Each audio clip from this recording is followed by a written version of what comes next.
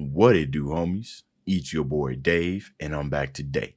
We back here with another Dan Vasc reaction. This time we checking out his cover of My Mother Told Me, a song of the Vikings. Okay, now I heard voice plays. It was voice plays, wasn't it? Yeah, there. My Mother Told Me, and since then I've been listening to the original over and over again because I absolutely love this song. And then I discovered that it was indeed the first time me hearing this was on the TV show The Vikings, which is really cool TV show if you guys haven't seen it before. Okay. I happen to think that if the Vikings as they are in here, that type of culture right here existed today, the brutality of it, what I mean? I know the culture still exists in some places, but the brutality of this, if they had access to the instruments we have right now, it most definitely will be metal. So I'm very interested in knowing how Dan is going to kind of infuse, what an old-timey sea shanty, My Mother Told Me, would sound with that aggression, that heavy metal aggression, that attitude. And plus, is he gonna surprise us with that high range that he has? I don't know. Let's go ahead and shut up and turn it up. My mother told me someday I would buy. Okay, hold on. Before he even starts off, you ever see that when you're watching somebody sing the sea shanties, right? The type of vocal character that they give it, because it's, when you're on a boat and you're singing, you don't have any microphone, so you got to project. And that's what I'm getting. And I see that sometimes, like sometimes I hear a cappella bands and they're singing with a lot of people, so they'll just go like, my mother told. But Dan, he's by himself, so he starts off singing as if he's actually on a boat. Because that's how you start the song. You start singing it with a commanding voice, and you got to battle the sounds of the ocean and the sounds of the boat and everything, and the sounds of all this action going on in the background. So you got to project it in a way that carries so everybody could join in. That's the first thing that I noticed when he started singing. Galley with good horse, sail to distant shores. It's mixed well too. Stand upon the prow, noble born I steer, steady course to the haven. You many foemen, My mother told me someday I would buy. Oh yeah. Galley with good horse, sail to distant shores, stand upon the prow, noble bork I steer, steady course to the haven.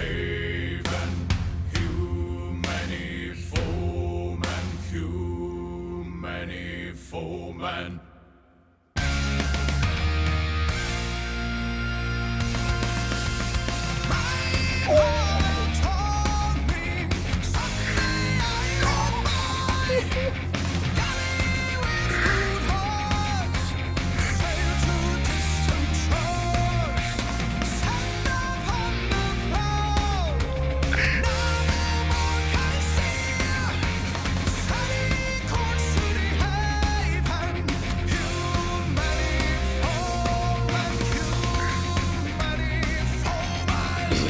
Okay, hold on before you jump in there. Oh my goodness, man. You wasted no time. You wasted no time, bro. Did y'all see? Let me see where we're at. We at 145. Did y'all see the power stance he just done hit us with before when he first started singing, bro? Look at this power stance right here. Hold on. Hold on. Bro, look at that power stance, man. You gotta be in that power stance, right? It's a sea shanty, but these are warriors of blood. You gotta sing this with some power. It's crazy, man. You ever been intimidated by somebody with a high voice, bro? But right? This boy come out ready to sing. Oh man, I'm gonna tell you, man. I guess I did expect a little bit more of his low singing before he jumped straight into it. But man, he went straight into it. I wasn't ready for it, man. I'm super excited. Let's freaking go. One other thing I wanted to point out was the second time, not second time, but right before this part right here, I love how he still kept the acapella playing homage, correct? Because this song for the most part was played acapella. So I like that he still added that guitar note in there, that doom, but he kept that acapella ish tradition with it, because like I said, largely it's an acapella song, and I've heard it so many times by other acapella groups. So I love that he ended up doing that. Also, I did peep those low notes that he was singing. What I found interesting about that is, for the most part, it sounded like he was singing the same note over and over again. My mother told. That's interesting, right? And he's kind of just letting the rest of the other. He had 6 portraits, so the other 5 kind of carried a melody, while the lower bass didn't do that much. You know what I mean? I didn't notice that in all the other ones, which I don't know why, but I definitely noticed here. Now back to Dan's power stance.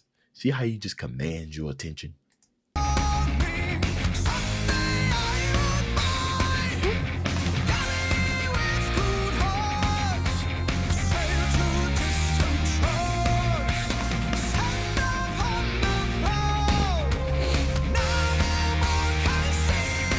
I mean, he just makes me want to correct my entire posture. Like, I'm sitting here wrong, man. Do you see how his chest is all pumped up while he's singing? You gotta be in it.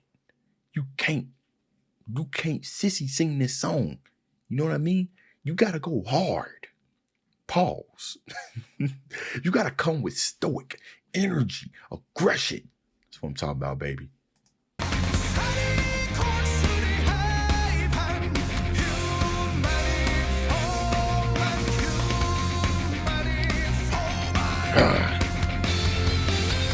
Solo.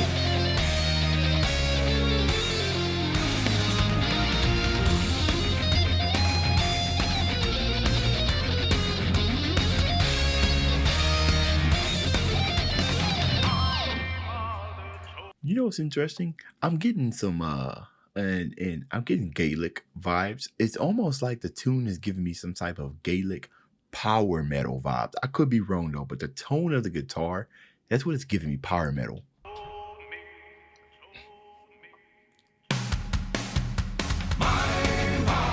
Modulation.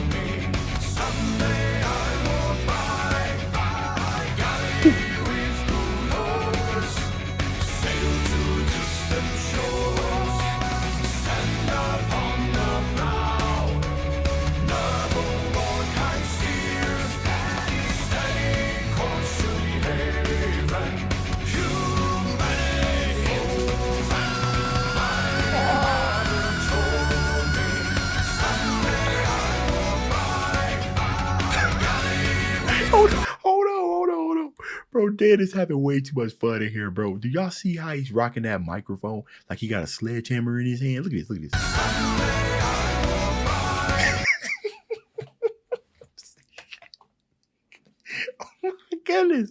Oh my goodness, bro. He came ready to slay this song. He ain't playing no games. Dan is here. Bro, look how he's rocking back and forth. Come on now. You gotta appreciate the effort. Come on, Dan. Come on. You having way too much fun here, but it's all right.